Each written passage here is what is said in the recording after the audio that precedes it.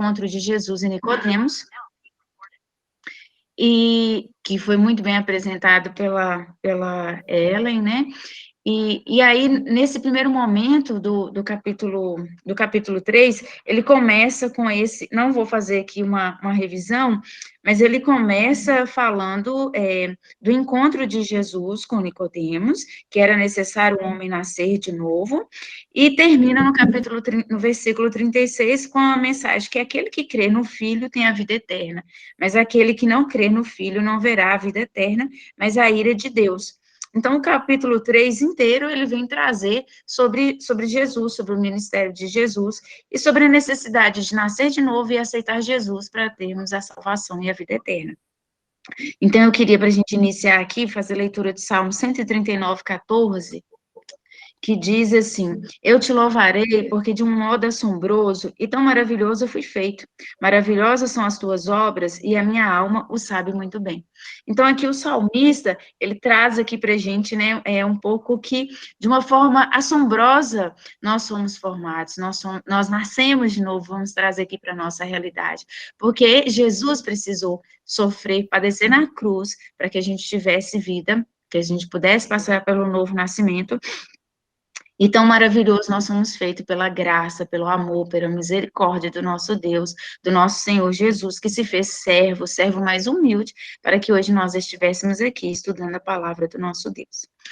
Então, vamos iniciar aqui na nossa passagem. Diego, qualquer coisa você vai me completando aí, pastora Linde, pastor Geraldo, irmã Nádia, todo mundo, fiquem à vontade para manifestar. Então, vamos fazer a leitura, né, do capítulo 3, João 3, 22 a 26. Eu vou pedir aos irmãos que fiquem com a Bíblia aberta, porque nós vamos estudar versículo por versículo. Alguém quer ler aí, Diego?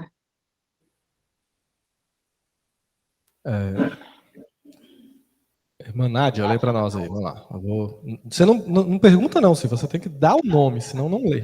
Tá. Paz, irmãos, bom dia. Então, vamos ler lá, João 3, 22, até onde, Silvia? 36? 36. Tá.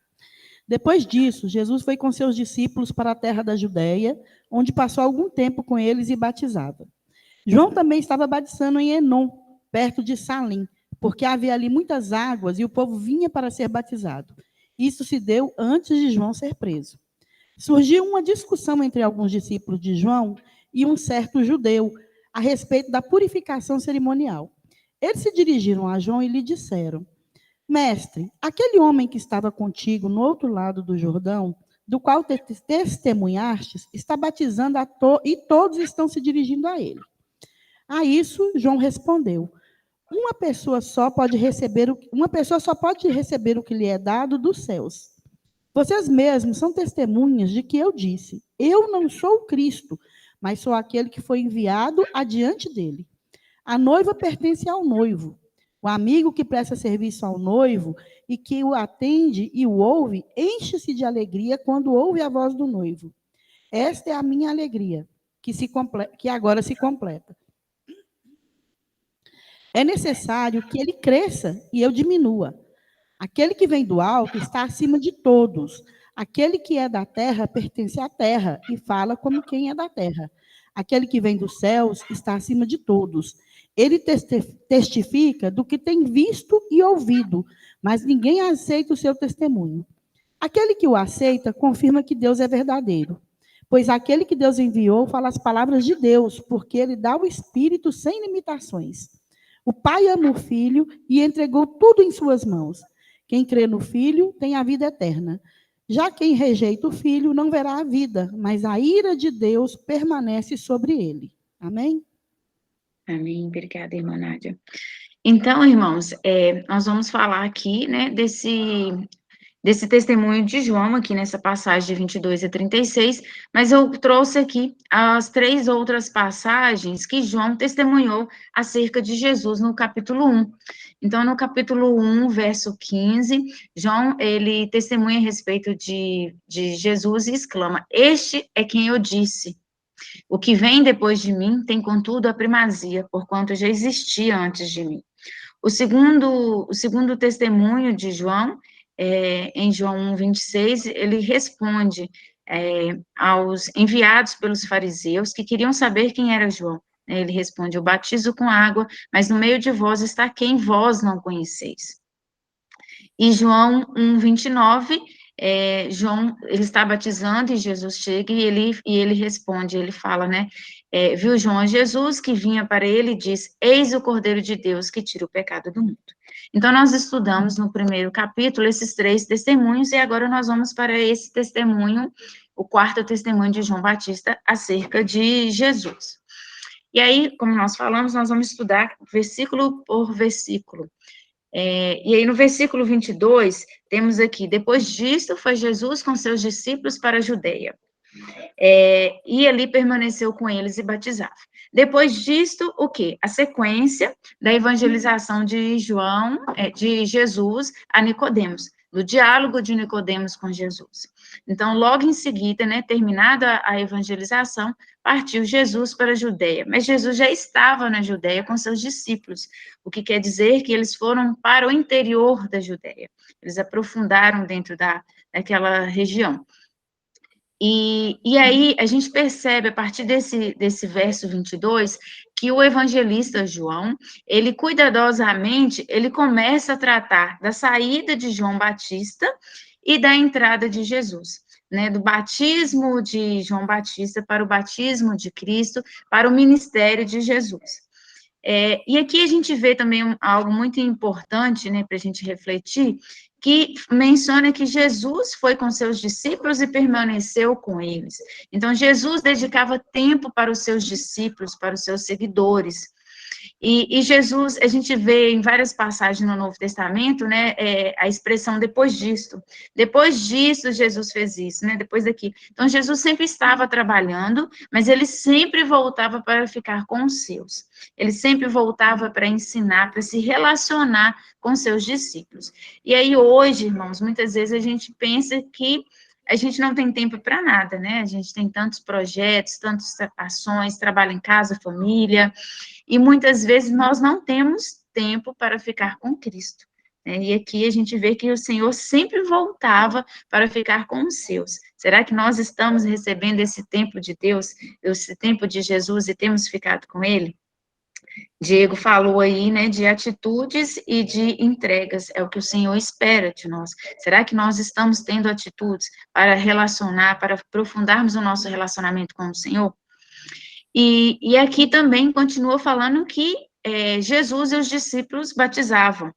E aí, quando a gente vai lá no capítulo 4, verso 2, por isso que ele está aqui na nossa apresentação, fala que Jesus, ainda que Jesus não batizava, mas os seus discípulos. Então, Jesus estava ali com os seus discípulos, os discípulos batizavam em nome de Jesus, sob a orientação de Jesus, mas Jesus mesmo não batizava, né? Nós não temos registro de Jesus batizando ali. E aí, nós vamos para o verso 23 e 24.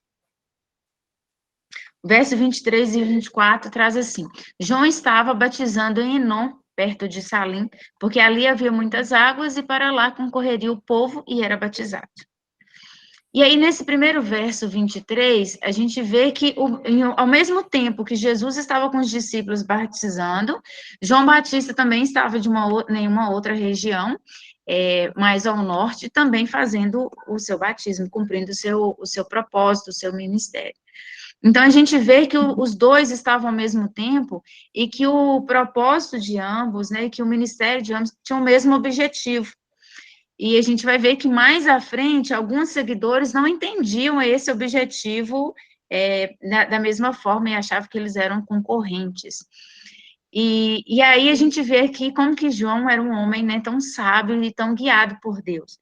João escolhe um local perto de Salim, porque naquele local havia muitas águas, então ele poderia anunciar a palavra do Senhor, chamar as pessoas ao arrependimento, e teria local para ele batizar essas pessoas, porque o batismo era por imersão. E aqui a gente vê que era uma região que tinha muitas pessoas, né, porque aqui fala que João sempre batizava e vinham multidões de pessoas onde João estava. E aqui o evangelista João, né, o autor da carta de João, coloca aqui uma observação muito importante para a gente. João ainda não tinha sido encarcerado. Por que isso, irmãos? Quando a gente vê em Mateus 4, 11 e 12, no verso 11, fala da tentação de Jesus. E logo em seguida, no verso 12, fala que Jesus recebe a notícia que João estava preso. Então, poderia aqui trazer alguma dificuldade de interpretação, de dúvida da palavra, como se logo em seguida, após a tentação no deserto, Jesus recebe a notícia do batismo, da prisão de João Batista, como é que João estaria batizando no mesmo momento, em regiões distintas, mas no mesmo momento que Jesus?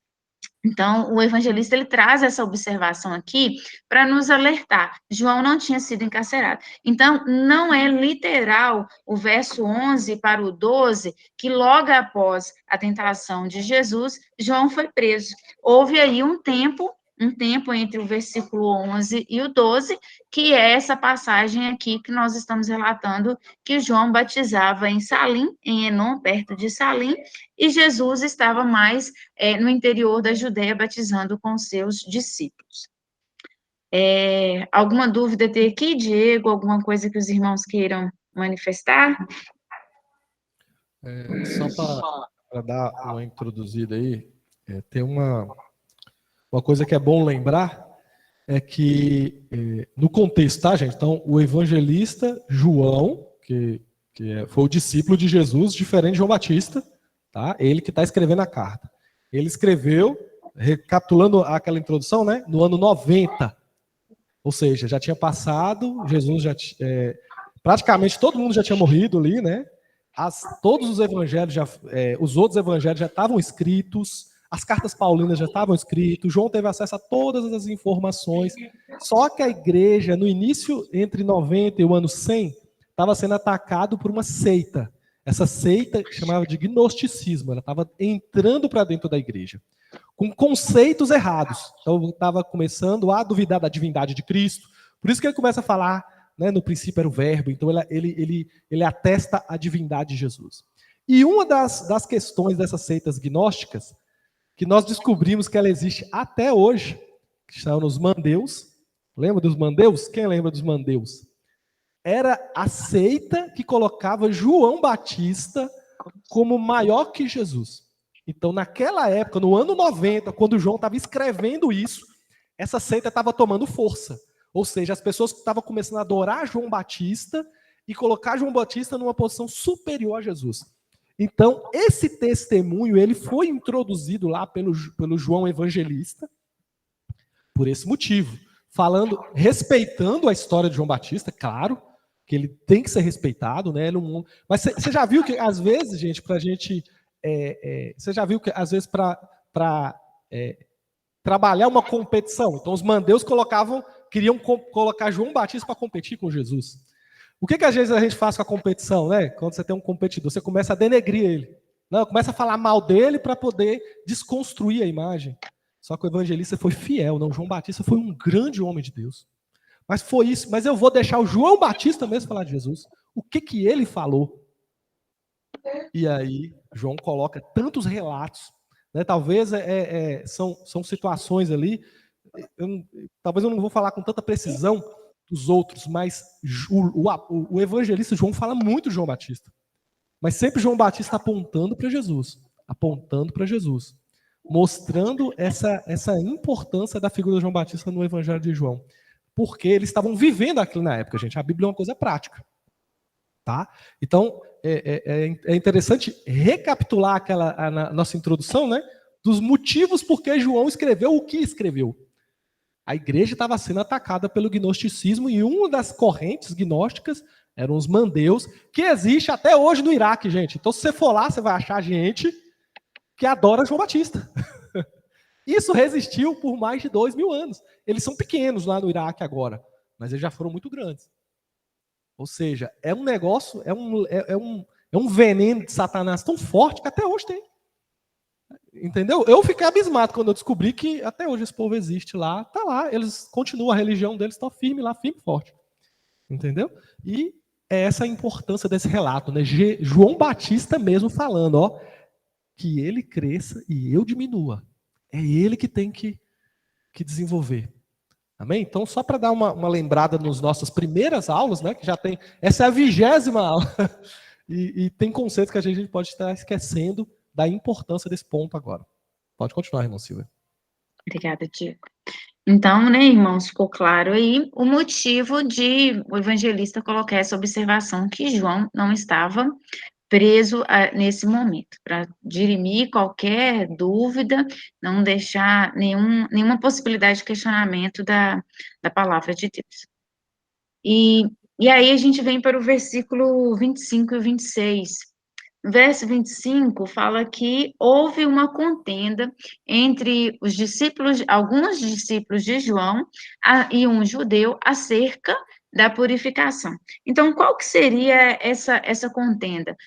Uma discussão de qual seria o batismo mais correto, qual que seria o batismo, se a purificação de acordo com o Velho Testamento, ou a purificação que o João pregava, que era o batismo de arrependimento. E aí, esses discípulos do João foram ter com ele, e eles começam falando, mestre, aquele que estava contigo além do Jordão, do qual tens dado testemunho, está batizando, e todos lhe saem ao encontro. Então, a gente vê que essa discussão, né, entre os dois, entre dois grupos aí distintos, né, um judeu e os discípulos de João, trouxe esse questionamento acerca da purificação. E o que a gente, né, pode atestar? Que a manifestação dos discípulos do João acerca do batismo de arrependimento é a teologia correta, era vamos dizer assim, a linha ali daquela discussão que deveria realmente, né, existir, que era o que João estava pregando, o batismo do arrependimento de pecados. Porém, a gente começa a observar, a partir desses 2 versículos, que a motivação deles, de toda aquela contenda, de toda aquela discussão, a motivação estava incorreta. Por quê? Eles estavam ali discutindo, gerando contenda e trazendo de uma forma maliciosa essa contenda para João Batista. Querendo estabelecer ali uma divisão, uma divergência entre João Batista e Jesus. E aí é que a gente observa, né, assim, que eles trouxeram como uma forma de comparação, com uma linguagem pejorativa, no sentido que aquele que o Senhor, né, mestre, aquele que o Senhor tem dado testemunho, aquele que veio posterior, que o Senhor batizou, ele está conseguindo atrair mais pessoas, né, mais pessoas têm saído ao seu encontro. Então, a gente vê aqui sendo estabelecida uma comparação. Os discípulos de João estavam ali indignados porque eles estavam perdendo terreno para aquele que foi revelado por João. Eles estavam perdendo terreno para Jesus. Então, a gente vê aqui uma linguagem de competição e a gente vê que, por meio da competição, surgem empecilhos para o crescimento do reino de Deus. E hoje, muitas vezes, a gente vive isso dentro das mais diversas doutrinas hoje cristãs.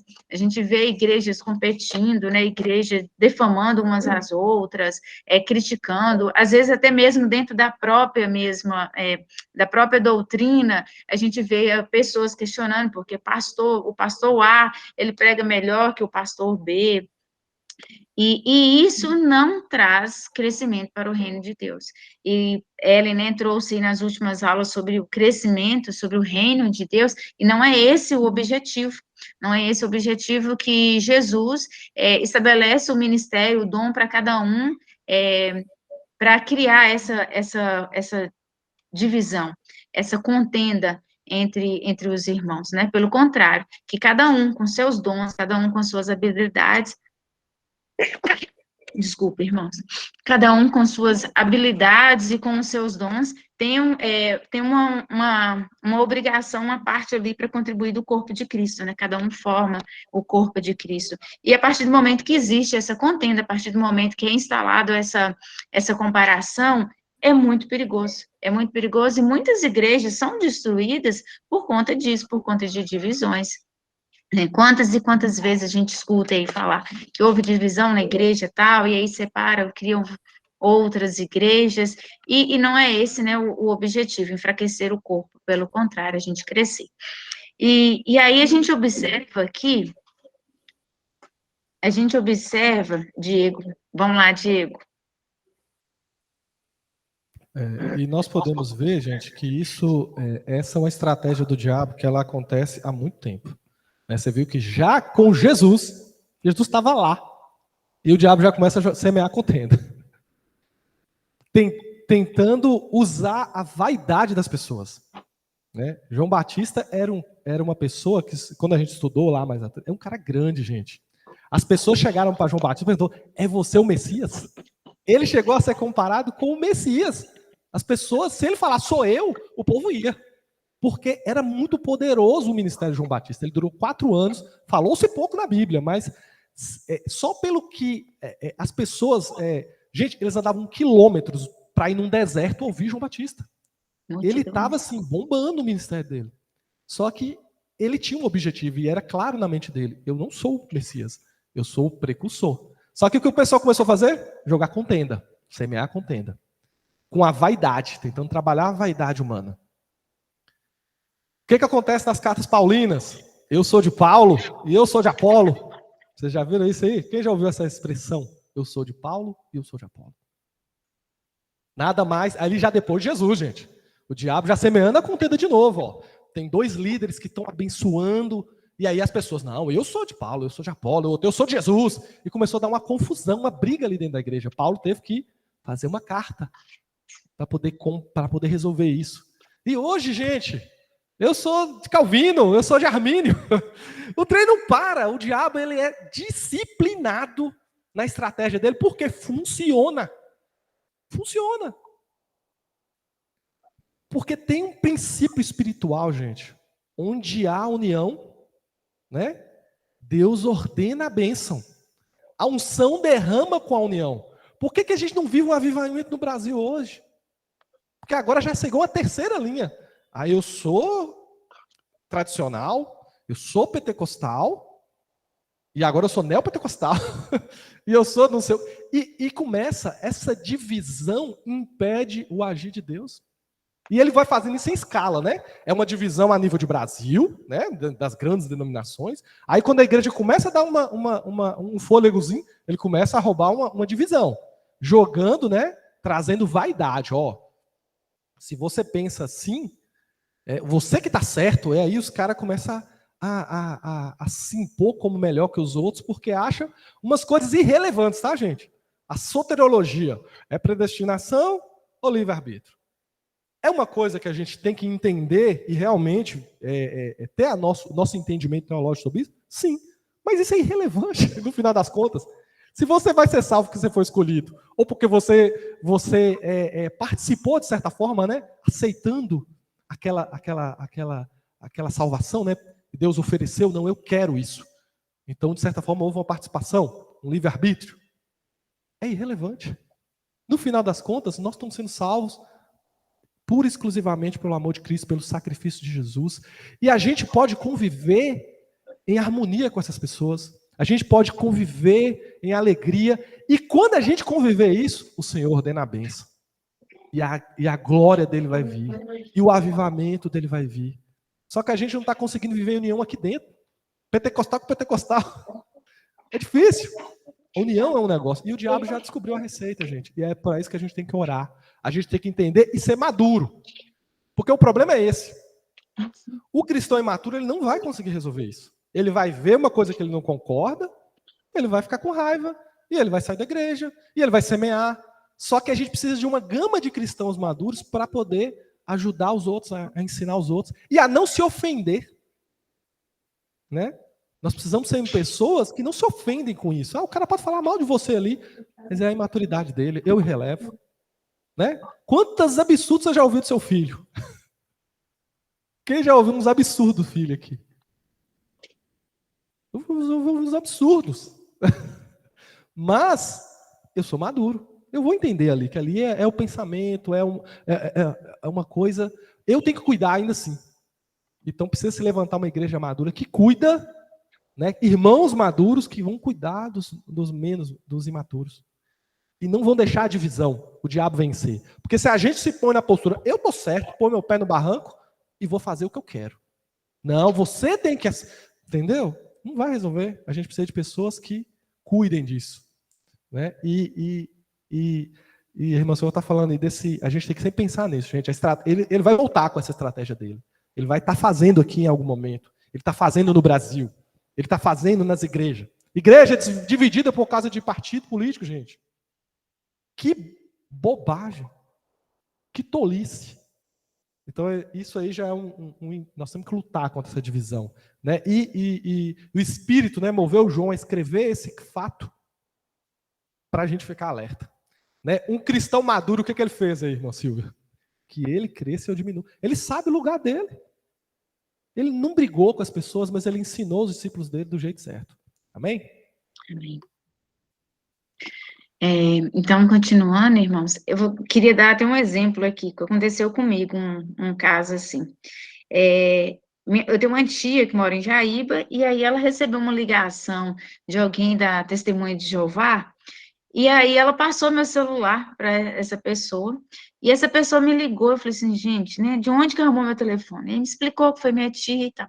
E aí essa mulher, ela me ligava de 15 em 15 dias. Ela me ligava para falar comigo uma passagem da Bíblia, e eu sempre conversava com ela, falava que eu também era evangélica e tal.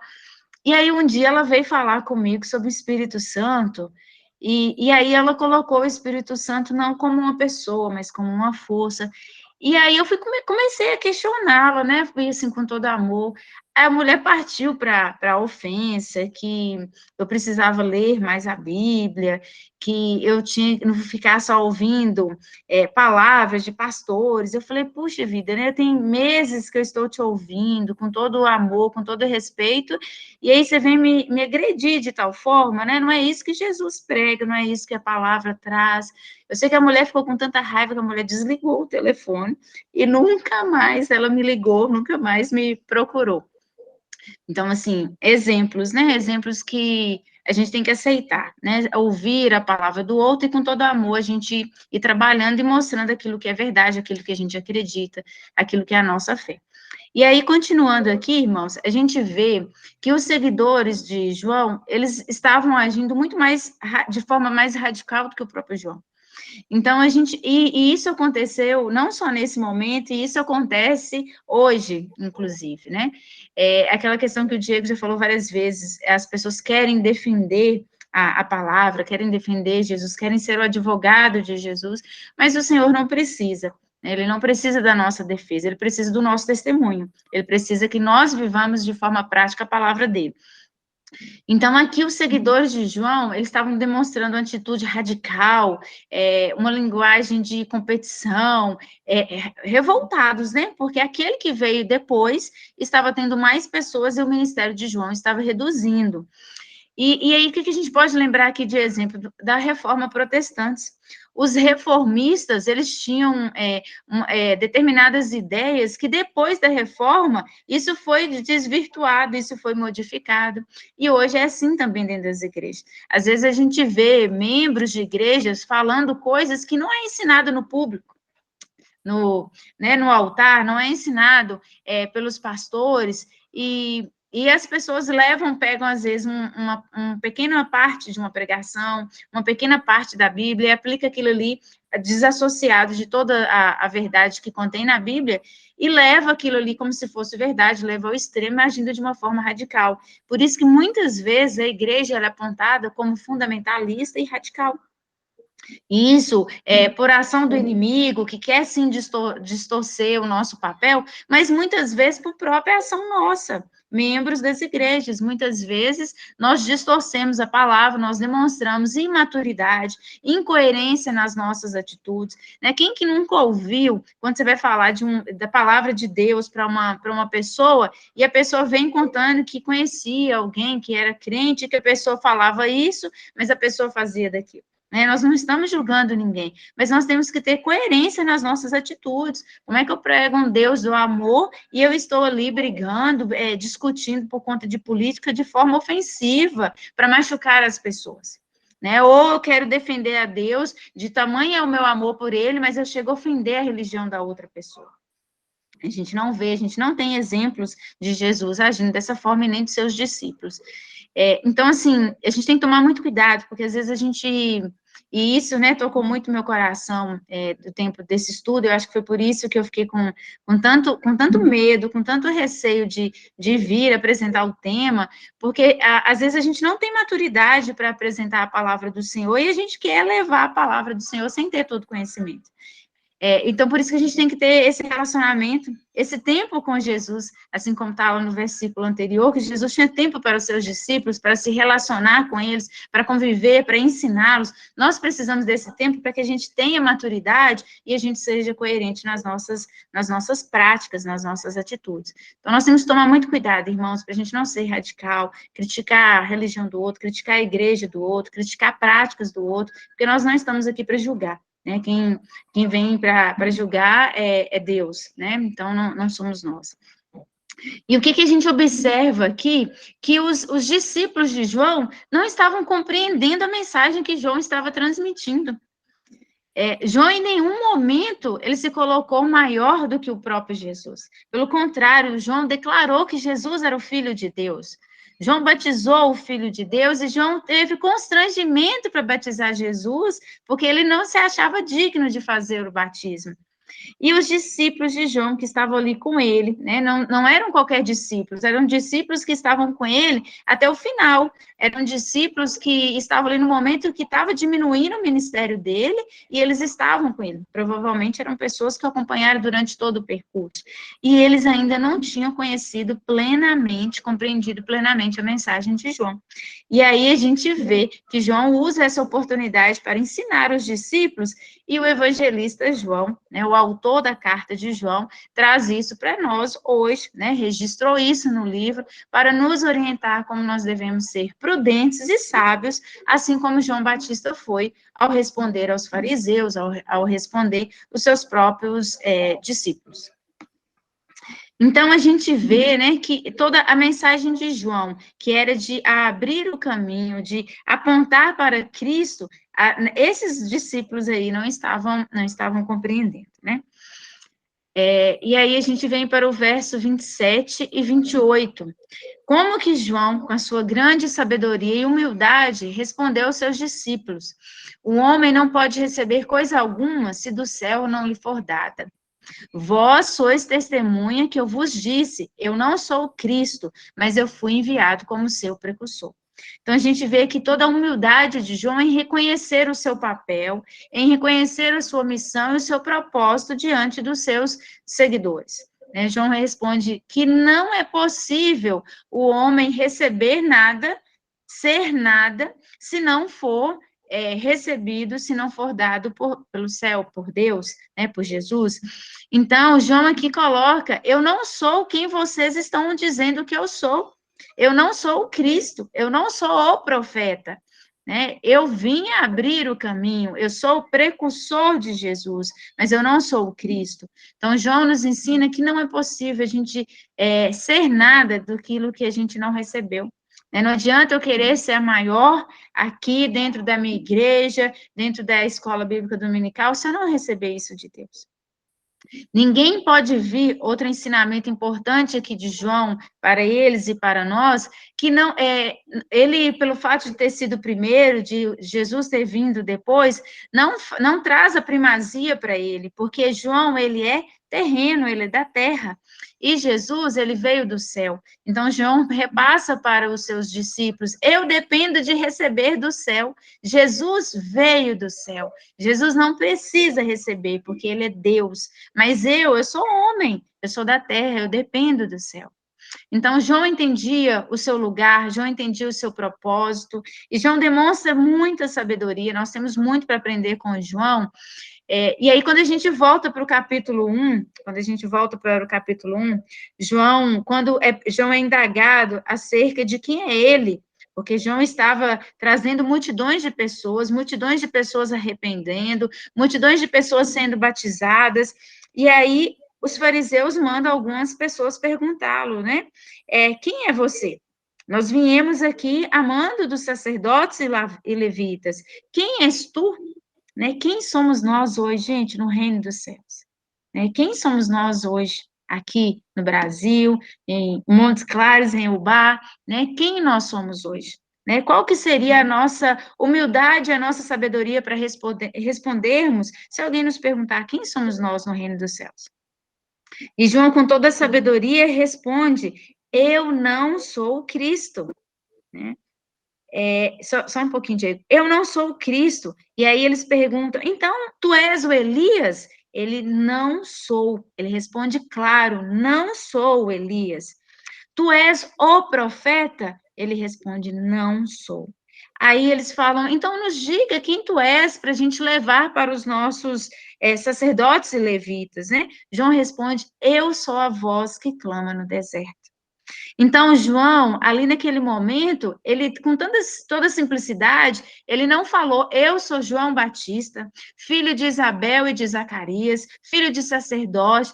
Ele não fez isso, João simplesmente nem deu o nome dele. João falou, eu não preciso ter nome, eu não preciso ter título, eu não preciso ser ninguém, eu sou apenas a voz que clama no deserto, a voz que foi enviada para dizer, direitai-os os caminhos. Diego?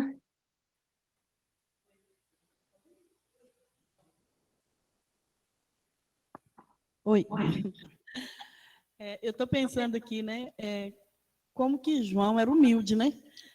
Porque se João tivesse falado com o pessoal lá, né? Eu sou aquele que deveria vir. Imagina a bagunça que tinha virado. Né? E João, gente, ele era uma pessoa tão poderosa diante dos homens que o rei tinha medo dele, né? O Herodes tinha medo dele. O Herodes só mandou prender porque ele deu a palavra dele para a filha da Herodíades, né? De que faria tudo que ela quisesse, né? Que daria até metade do reino, se fosse o caso. E como a palavra de rei não podia voltar atrás, ele teve que cumprir, né? Mas eu estou pensando aqui exatamente nessa situação da humildade do cara saber que ele não é nada diante daquele que é tudo, né? E a gente tem visto aí tantas pessoas se dizendo sacerdotes do Senhor, mas que, na verdade, se colocam acima, né, de Jesus. Né? E outra coisa interessante, assim, que parece que João Batista entendeu bem, quando Jesus fez tem aquela passagem de Jesus lavando os pés dos discípulos, Jesus diz que no reino dos céus, aquele que é menor é que é o maior. Né? E João Batista entendeu isso. Ele falou, não, eu não sou nada, eu quero ser grande lá no céu. E aí a gente fica olhando assim, nós sabemos o nosso lugar? Né? O que você é? O que você é ou quem você é na igreja? Né? Nós somos apenas servos. Né? E nós temos que estar prontos para servir, que a nossa atividade é essa, é servir ao reino de Deus. Mas tem muitas pessoas que querem ser servidas. Né? Eles querem estar na igreja para serem servidos. Infelizmente, a gente vê muito isso. E essas pessoas que geralmente criam contendas, tem pessoas que saem de uma igreja, pula para outra, cria contenda na outra, pula para outra, cria contenda na outra, são mestres em contenda. Por quê? Porque não querem ser humildes, não querem aceitar aquilo que nós fomos criados para fazer, ou para ser. Nós fomos criados para ser servos. Né? Não adianta você querer ser próximo a Jesus, igual a Jesus, você não vai ser nunca. Você é servo, o nosso lugar é esse. Então, assim, igual domingo passado, né? Nós chegamos aqui, tinha um lixo ali fora. A Lindy me ligou, Nádia, vê se tem algum diácono aí para tirar o lixo. Lá eu falei, não tem nenhum, não, mas eu vou lá tirar. Ela, não, moça, deixa. Não, moça, uai, nós estamos aqui para isso. Então, assim, não tem título, não tem nome, você é servo. E Deus te conhece. A palavra de Deus diz que seu nome está escrito na palma da mão dele. Né? Desde que você, lógico, seja servo, né, gente? Porque se você não for, infelizmente, sinto muito. E João Batista entendeu isso muito bem. E eu achei tão bonita essa passagem aqui que ele fala, né, que aquele que vem do alto está acima de todos. E aquele que é da terra pertence à terra e fala como quem é da terra. Ou seja, Jesus veio do alto, está acima de todos. E ele, João Batista, era da terra. Ele falava daquilo que estava na terra. E Jesus falava daquilo que Jesus conhecia, que era o céu, né? De estar ao lado de Deus, de ser Deus.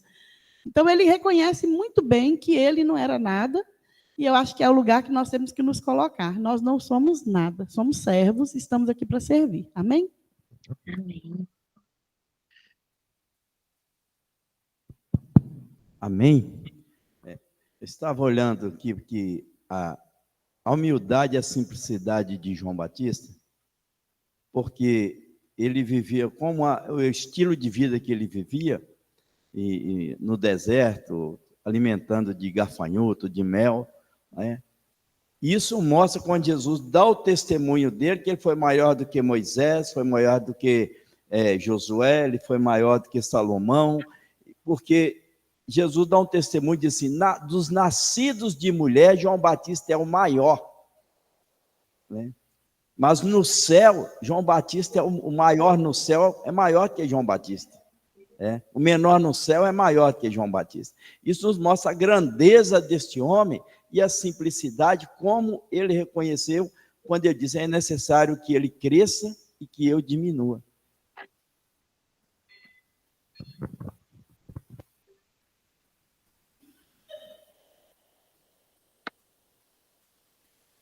Mais alguém aí, Diego?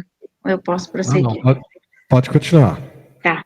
Então, como o irmão, o pastor Geraldo e Nádia, né, muito bem colocaram aí, é a passagem de Mateus 11:11, né, que Jesus fala, em verdade vos digo, que entre os de mulher tem nascido, não apareceu alguém maior do que João o Batista, mas aquele que é menor no reino dos céus é maior do que ele. Então, Jesus aqui dando toda honra a João Batista, né, no papel dele, na dedicação, no amor dele, por levar a palavra do Senhor. Então, João se coloca ali como o arauto, como o mensageiro do evangelho. E aí, quando a gente vai estudar a vida de João Batista, alguns estudiosos colocam que João viveu, possivelmente, com um grupo de pessoas que se chamava essênio, e que essas pessoas viviam no deserto, e eram pessoas, assim, que prezavam, né, pela pureza e levavam muito a sério a palavra do Senhor. E bate muito com as falas de João Batista quando ele está ali ministrando. Então, João Batista, ele viveu no deserto com toda essa simplicidade de vestimentas, de alimentação, até o tempo dele apresentar em Israel. Então, a gente vê que o próprio Jesus coloca João Batista, né, como um grande homem nascido, né, de mulher, dando ele a honra, mas que ele mesmo não se deu. Ele reconheceu que toda honra e toda glória era de Jesus, né? Que ele era apenas um mensageiro, mas que Jesus era o Messias, e ele coloca, né, de uma forma assim tão simples, que ele nem se identifica quem ele é. Ele só coloca como a voz que clama no deserto, conforme a profecia de Isaías. E aí a gente vai falar um pouquinho agora, irmãos, sobre a humildade de João Batista e o que a gente pode aprender com essa humildade, antes da gente voltar para os próximos versículos. Então, João Batista, ele já havia declarado que ele não era Elias, né? E nem o profeta, ele não era o Cristo. Ele declarava que ele era a voz e ele sabia exatamente o seu papel na igreja. Então, Cristo e João estavam imbuídos do mesmo propósito e nem sempre os seus seguidores conseguiam compreender essa mensagem, essa passagem de João aí, como nós vimos, dessa discussão da purificação. Então, João sempre declarou que ele veio para aplanar o caminho do Senhor e ele não usurpou o lugar de Cristo, né? Graças a Deus, como Nádia falou, imagine se ele tivesse declarado que ele era o Cristo.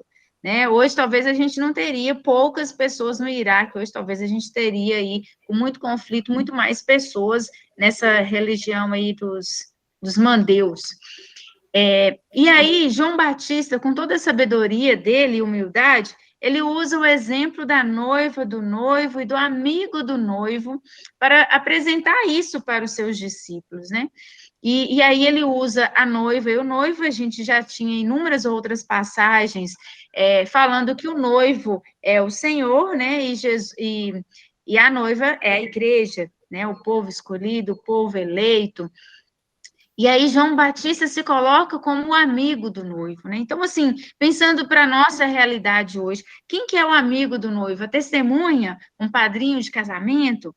Quando a gente vai participar de um casamento que você é convidado, você vai com uma expectativa, mas quando você é padrinho, você se envolve, você participa daquele momento, você se prepara, a mulher vai adquirir vestido, que é um vestido bonito, fazer uma maquiagem, o presente, você quer dar o melhor presente porque você é padrinho daquele casamento, daquele relacionamento.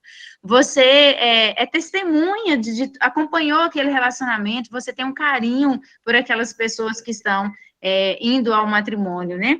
Então, a gente pensa que esses padrinhos, eles apoiam o casal, eles se colocam ali disponível ao casal, e como retribuição, eles foram tão importantes na vida daquele casal que ele é convidado a ser testemunha. Então, João aqui é o testemunho do casamento de Jesus com a sua igreja. E João sabe que ele não é qualquer testemunha, apesar dele se mostrar muito humilde, muito simples, mas ele sabe que ele é a testemunha, ele é aquele que apresentou o noivo, a noiva ao noivo. Ele é aquele que participou desde o início daquela união. O Diego pode participar aí, Pode Diego. concluir, viu, Silvia? Quando eu levantar a mão, se você quiser concluir sua fala. Tá. Então, eu vou deixar você falar, porque eu vou dar um exemplo aqui de Eliezer, servo de Abraão, quando ele foi procurar a esposa para Isaac. Mas eu vou deixar você falar, Diego. Isso. Eu acho que vai até completar, não sei se vai completar, vai te atrapalhar. Vai nada. Mas, assim, existe aí no meio, gente, eu não sei precisar, ouvi algumas vezes, mas eu não teria que estudar realmente para falar assim com precisão. Mas existia um costume judaico do amigo do noivo, quando ele se coloca assim, para aquelas pessoas era mais fácil de entender porque existia esse costume. Ou seja, o noivo escolhia o seu melhor amigo, ou uma pessoa que conhecia muito bem ele, e esse amigo, porque dentro do casamento, muitas vezes, eles iam para o casamento e a noiva conhecia o noivo lá, na hora. Era o costume da época. Então, ele escolhia, às vezes, um amigo do noivo, que ele teria momentos, às vezes, ali, de conversar com a noiva para falar sobre o noivo, para crescer aquela expectativa no coração da noiva, né? Ele vai falar, ele gosta disso, ele é assim. E a noiva conhecia o noivo através desse amigo. Mas ele, por que tinha que ser uma pessoa escolhida pelo noivo, né? Porque essa questão, porque alguém de intenção ruim poderia fazer o quê? Talvez seduzir a noiva para ele. E o que a gente vê muitas vezes, gente? Hoje, pessoas que olham para a igreja de Jesus e quer para ele. Né? O que nós falamos muitas vezes? Nós falamos assim, gente, tem gente que está construindo, não está trabalhando para a igreja de Jesus, está trabalhando para a empresa dele. Né? A igreja que passa de pai para filho. Né? Então, quer dizer, peraí, a igreja de Jesus ou é da sua família, é sua empresa que herda? E o que a gente mais vê hoje são igrejas que no final o pastor ficou velho, não, mas eu quero meu filho que tem que cuidar, é minha família. É como se fosse uma coisa pessoal, e não necessariamente não deveria acontecer assim. Às vezes, realmente, Deus escolheu o filho daquela pessoa para dar, mas nem sempre. Mas isso é o comum. Então, na verdade, as pessoas... E outra, muitas vezes, as pessoas, nós brasileiros, principalmente, somos muito fáceis de adorar, idolatrar pessoas. E os pastores ou os líderes começam a perceber essa idolatria e eles não corrigem. E aí o que acontece? A pessoa começa a viver um evangelho onde a noiva começa a se apaixonar pelo amigo do noivo. E não pelo noivo. Então nós somos essa geração de João Batistas, aqueles amigos do noivo, que vão fazer a noiva. Né? A noiva é a igreja, gente. Está dizendo, de forma prática, você tem que espalhar dentro da igreja palavras que vão fazer com que a igreja se apaixone por Jesus. E não fique apaixonado por você, te admirando. Ai, você é o máximo. Tá amarrado? Eu não sou o máximo, coisa nenhuma. É Jesus que é o máximo. É Jesus que é o melhor. Então, esse costume judaico, gente, né, se a gente entender ele, a gente começa a entender o nosso papel. Porque hoje nós somos essa geração de João Batista. Nós somos essas pessoas que têm que fazer com que a igreja se apaixone por Jesus. E toda vez que a gente vê uma contradição disso, quantas vezes, né, pastor? Nós já ouvimos pessoas falar assim, não, ó, eu lembro da época do pastor Quimim, tinha gente que falava, pastor Quimim, o dia que você não for pregar, você me avisa que eu não vou vir. Ou seja, eu só vou vir se o senhor estiver pregando. Entendeu? Isso é muito comum, gente. Eu não estou falando de uma coisa que eu não vi acontecer, eu já vi acontecer aqui dentro. Pessoas que começavam a ter uma relação nociva com a liderança, uma admiração acima do... Gente, Jesus que é o mais importante. O dia que o fulano estiver adorando, aí eu adoro. Mas no dia que for o Beltrano que eu não gosto, eu não adoro. Peraí, você está adorando Jesus ou a pessoa? Entendeu? Isso é muito fácil de acontecer. Nós temos que começar e vir com os dois pés em cima desse negócio, pisar aí nessa serpente, entendeu? Uma voadora, mas quebrar essa idolatria, gente. A gente pode aprender com qualquer pessoa. Né? A gente pode, Deus pode usar qualquer pessoa. Mas assim, de forma intencional, nós temos que fazer com que essas pessoas do seu lado aí, e os que não estão aqui, se apaixonem por Jesus. Se ela começar a ter um sentimento errado, quebra isso na hora. Não, eu não sou nada, é Jesus. Você pode ouvir, você pode gostar muito do que eu falo, da forma que eu falo, mas Jesus pode falar muito melhor através da vida da irmã Isabel, muito melhor através da vida do irmão Bartolomeu. Entendeu? Deus pode usar qualquer um de qualquer forma que ele quiser. Amém? Então, isso aí, esse amigo do noivo pode nos fazer pensar nisso, tá? E lutar contra isso. Tem muito líder que está roubando a noiva para ele. Né? Ele usa Jesus, mas no final as pessoas estão presas a eles. São presas a eles e fariam qualquer coisa pelo líder. Esse dia eu vi uma coisa, achei um trem absurdo, gente. Esse vídeo depois eu vou postar lá para vocês verem. Era um pastor, acho que meio africano, alguma coisa assim. E ele entrava, chegava num carro bonito. E as pessoas colocavam panos para ele passar. E ele ia passando e marchando. E as pessoas que colocavam o primeiro pano tinham que correr na fila para colocar o pano lá na frente, para ele não pisar na terra. E ele andando e marchando, e aquela turma correndo. Aí os que deixaram o pano aqui, tinham que correr para frente da fila para ele não pisar na terra. Ele roubou a igreja de Jesus. E ali é a igreja, gente. O problema é que é a igreja. São pessoas enganadas. São pessoas que foram seduzidas. Isso é mal, isso é cruel. Né? Só que o noivo, ele não é besta, não. Ele é poderoso. Né? E todos vão pagar. Todos que tentaram usurpar a igreja para si, vão pagar. Pode continuar. A irmã Nádia vai falar, irmã Silvia. Você está falando aí com relação à questão do pastor Quimim, né, sair daqui de Montes Claros. Aí algumas pessoas, não foi uma só, infelizmente, gente. Algumas pessoas chegaram para mim e falaram assim: se o pastor Alquimim realmente for embora, eu vou sair da igreja. Aí, e todas as vezes eu respondi para as pessoas, falei: mas você está seguindo o pastor Alquimim ou Jesus? Porque é uma coisa absurda a pessoa chegar e falar uma coisa dessas, né? E eu estou lembrando aqui daquele livro, daquele filme, O Livro de Eli. Eu não sei, aqui acho que várias pessoas já assistiram, em que tem no filme todo, a questão do filme todo é que uma pessoa queria tomar o livro que estava com Eli, né? E o livro que estava com Eli era uma Bíblia, né? Por quê? Porque a Bíblia tem poder realmente, e não é poder somente, assim, o poder é para o bem. O princípio é esse. Mas tem pessoas que usam o que está na Bíblia para fazer o mal. Né? É como o Diego está contando esse caso aí desse pastor, que é tão interessante que as pessoas não têm conhecimento, porque Jesus pisou na terra, na poeira. Naquele tempo não tinha asfalto, e tal. Jesus caminhou na poeira, mas o pastorzinho lá da África não pode pisar na terra, tadinho, né?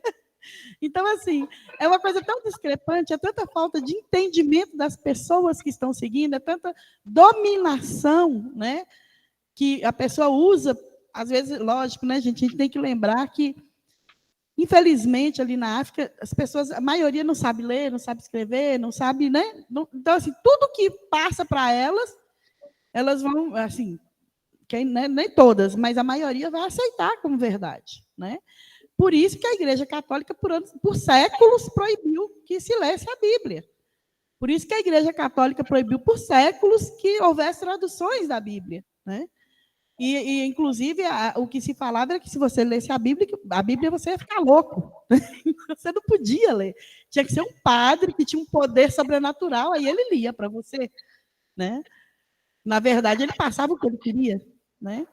E a gente estava conversando ali, eu e Carla ali, a gente conversando das atrocidades, né, assim, que a Igreja Católica já fez, usando poder, a palavra de poder que está na Bíblia. Que eles pegaram o poder da palavra de Deus para eles, como se fosse verdade aquilo que eles pregavam, do jeito que eles queriam, né?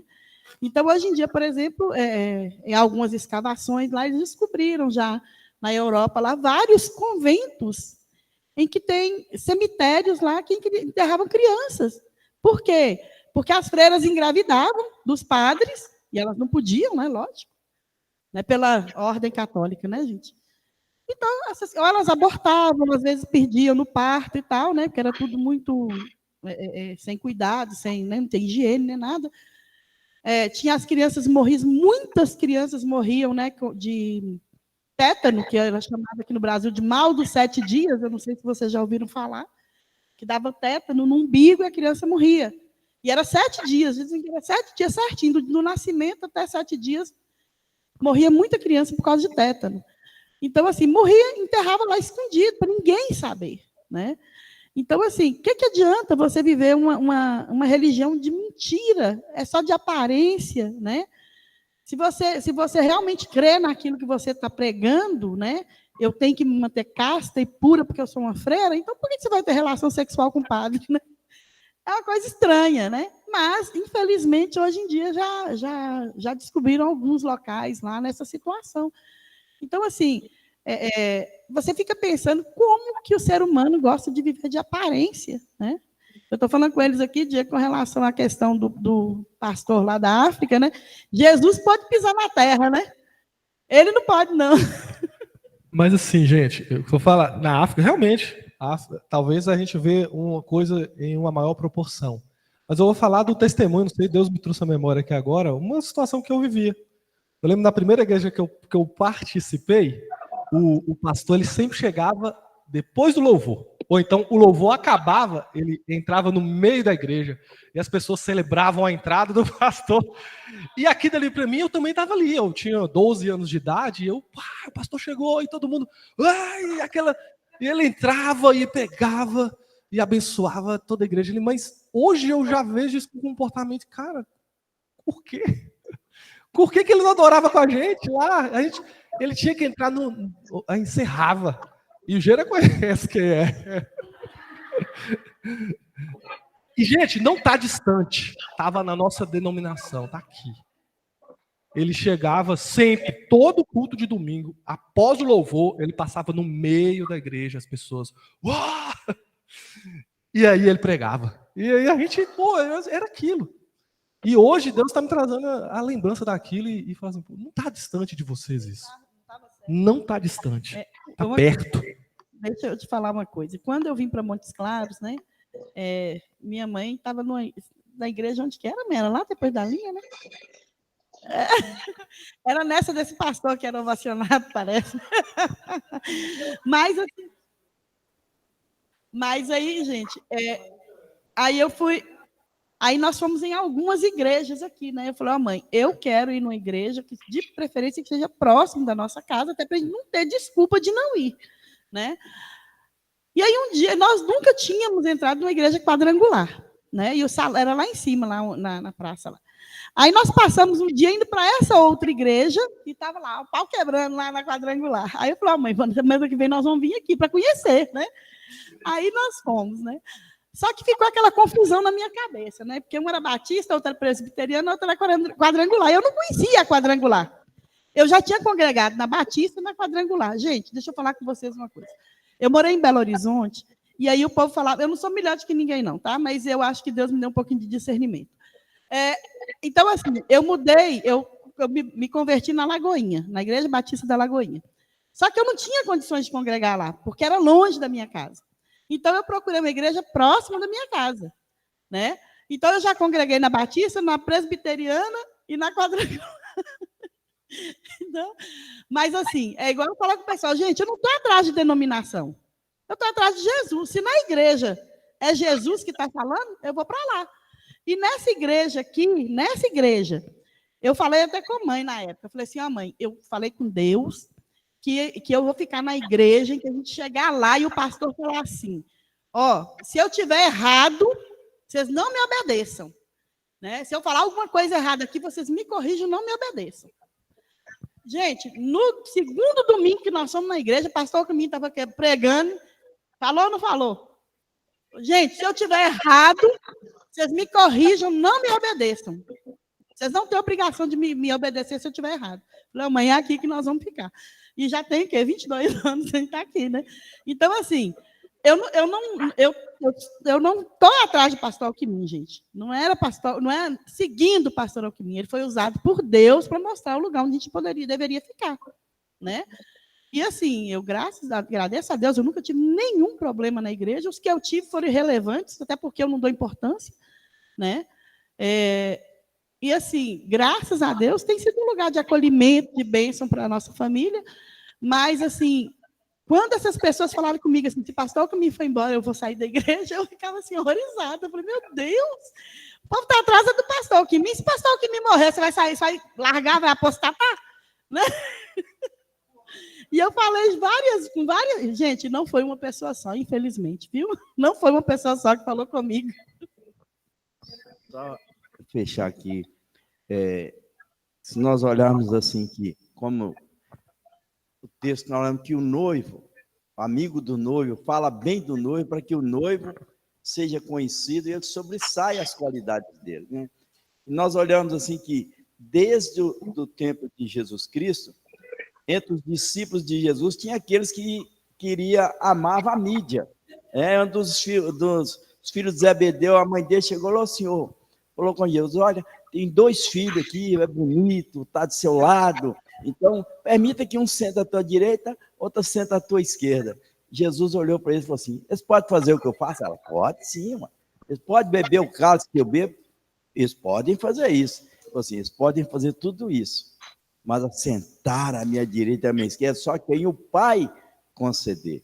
Então, até nos dias de hoje, daquela época, nos dias de hoje, tem muita gente que quer estar na mídia, né? E Jesus Cristo deu uma cacetada neles quando começou, e enrolou a toalha e começou a lavar os pés dele, falou, aquele que quer ser o primeiro, seja servo. É isso que ninguém quer ser. Ninguém quer servir, quer ser servido. Colocar a toalha para ele passar em cima, esperar na hora do terminar o louvor para ele passar para ser evacionado. É isso. Está roubando o que você falou, está roubando a noiva do noivo. E isso é que nós temos que ter cuidado. Nós fomos chamados para ser servo.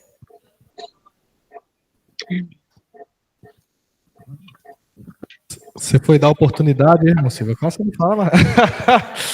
Tá bom, tá ótimo. Tá ótimo. Mais alguém aí, Diego? Irmão Alisson tá ali com... Ele tá de mordaça ali. Ué, que milagre que Bencinha tá calado hoje, gente.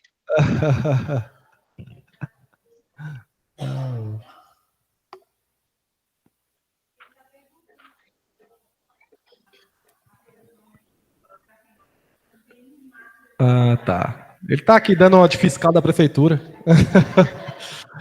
Pode continuar, irmã Silva, fica à vontade. Tá. Ok.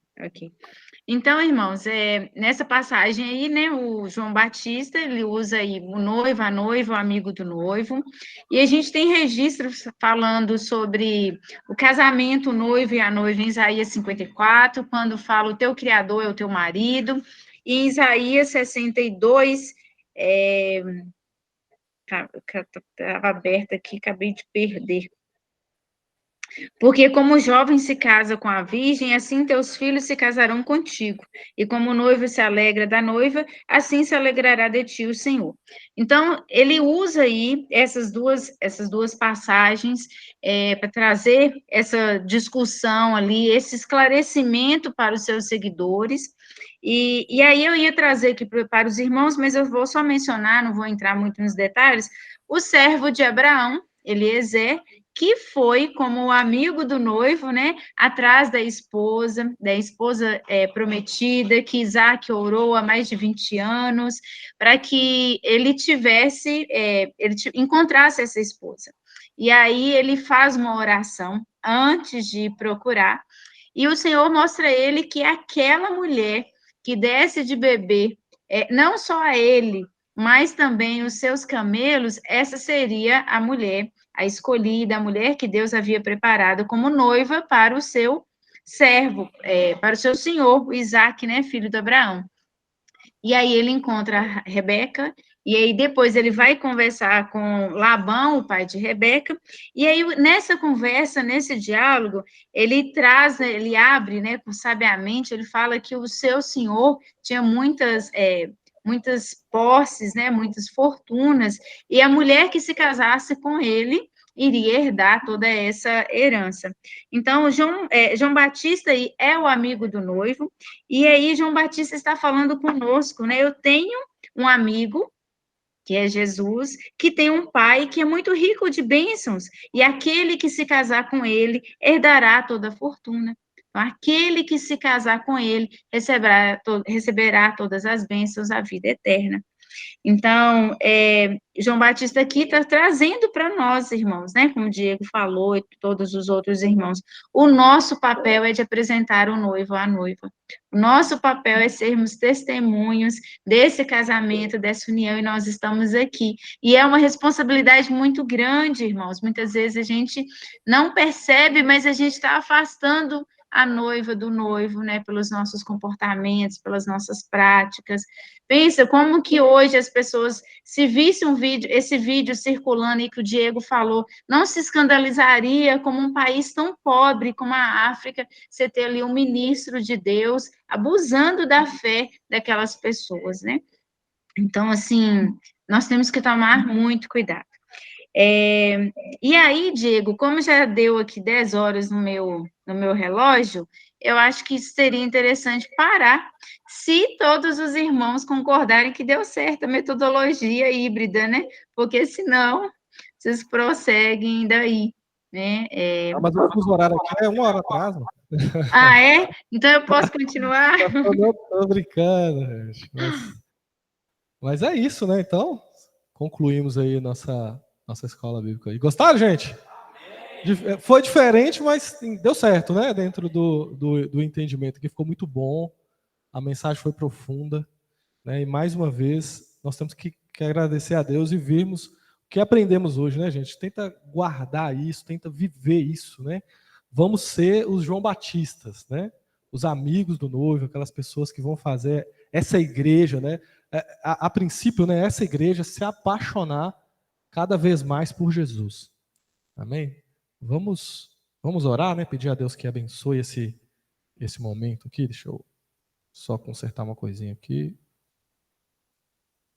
Sem querer, eu desliguei, foi o notebook, Diego. Ainda bem que eu estava no celular. Ah, não, tudo bem. Eu fui tirar a apresentação. Desculpa, irmãos. Sem problema. Então, eu vou convidar a irmã Deise para orar para a gente. Passo o microfone para ela, vamos orar, pedir a Deus que fortaleça essa mensagem no nosso coração. Pai Santo, Pai querido, obrigada, Senhor, por esse dia, por essa oportunidade de aprender da Tua palavra, Senhor Deus. Que essa palavra, Senhor Deus, ela entre em nós e não saia nunca mais, Senhor. Que a gente viva, Senhor Deus, conforme os Teus ensinamentos, Senhor. Em nome do Senhor Jesus Cristo. Que essa palavra ela venha frutificar, Senhor, em nome do Senhor Jesus Cristo. Obrigada por essa oportunidade, Senhor Deus. Obrigada pela tecnologia, Pai, porque através desse modo híbrido, Senhor Deus, a gente consegue abençoar outras pessoas que não podem estar aqui. E nós temos aí uma pessoa de outra cidade, então, né, distante daqui, Senhor Deus, e que pôde trazer esse entendimento, o que o Senhor quer que a gente aprenda, Pai. Obrigada, Senhor Deus, por esse dia maravilhoso. Obrigada pelas nossas famílias. Obrigada por tudo, Pai. Obrigada por estarmos aqui, Senhor Deus, alimentando da Tua palavra. Que o Senhor fique à vontade em nosso meio, Senhor Deus. Abençoe o nosso dia, Pai, em nome do Senhor Jesus Cristo. Desde já te agradeço, Pai, porque logo mais à noite, porque eu sei que o Senhor vai nos trazer debaixo da Tua proteção, Senhor. Obrigada, em nome do Senhor Jesus Cristo. Amém.